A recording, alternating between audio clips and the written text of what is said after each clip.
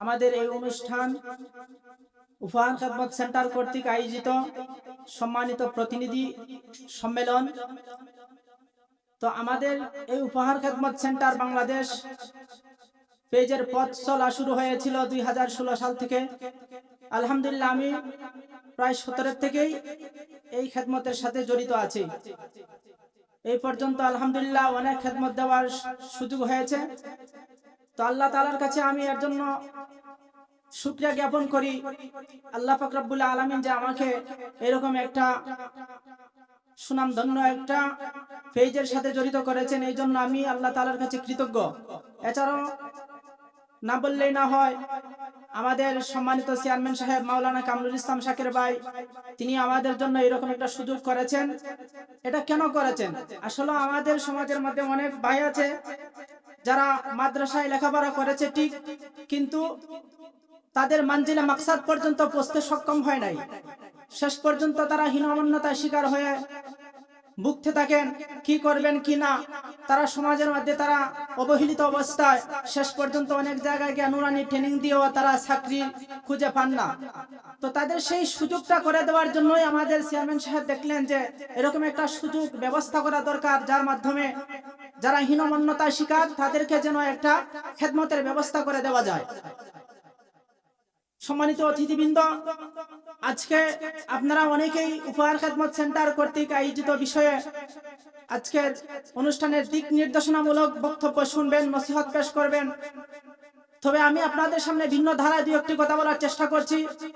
কারণ আমরা যদি সকলেই বলি যে বর্তমান সময় এটার সময় না, সেটার সময় না, এই উপযুক্ত না, সেই উপযুক্ত না, বিভিন্ন সময় আমরা বিভিন্ন কথা বলে থাকি। আমরা মনে করি, আমরা বলি, হাদিস শরীফে রাসূল করিম সাল্লাল্লাহু আলাইহি ওয়াসাল্লাম বলেছেন, খায়রুকুম মান তাআল্লামাল কুরআনা ওয়া আল্লামা, তোমাদের মধ্যে যারা কোরআন শিখে এবং শিখায় তারাই সর্বশ্রেষ্ঠ মানব।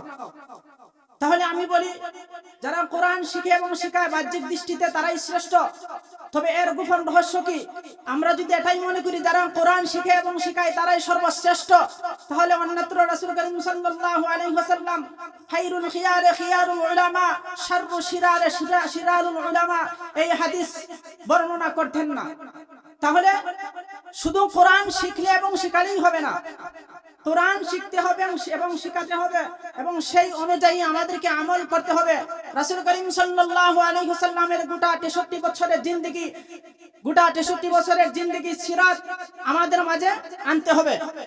আমরা অনেক সময় বলে থাকি শুধুমাত্র আমরা মক্কি জীবন আমাদের বুকে লালন করে থাকি, কিন্তু মাদানী জীবনকে আমরা দাফন করে দিয়েছি। অথচ রাসূল করিম সাল্লাল্লাহু আলাইহি ওয়াসাল্লাম প্রায় 27টি যুদ্ধের মধ্যে সেনাপতির দায়িত্ব পালন করেছেন।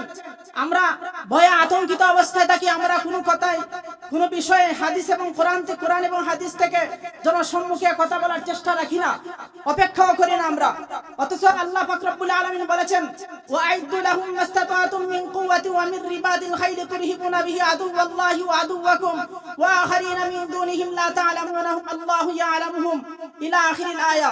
অন্যত্র আল্লাহ পাক রব্বুল আলামিন বলেছেন, ওয়া মা লাকুম লা তুকাতিলুনা ফি সাবিলিল্লাহ ওয়াল মুস্তাদাফিনা মিনার রিজালি ওয়ান নিসাই ওয়াল উইলদান আল্লাযীনা ইয়াকুলুনা রব্বানা আখরিজনা মিন হাযিহিল ক্বরয়াতিয যালিমি আহলুহা ওয়াজআল লানা মিন লাদুনকা ওয়ালিয়্যা ওয়াজআল লানা মিন লাদুনকা ওয়ালিয়্যা। এই কথাগুলি বলার অর্থ হচ্ছে এখানে সবাই উলামায়ে কেরাম, আমরা হচ্ছি যুগের যুগকর্ণধার উলামায়ে কেরাম। একটা সময় এমন ছিল যখন দেওবন্দ মাদ্রাসা প্রতিষ্ঠিত হয়েছিল। বর্তমান সময় তাগুতি শক্তি যারা আছে, তাগুতি শক্তি এবং আমরা যারা মুসলমান রয়েছি, ইমানদার, আমাদের শক্তি এক নয়।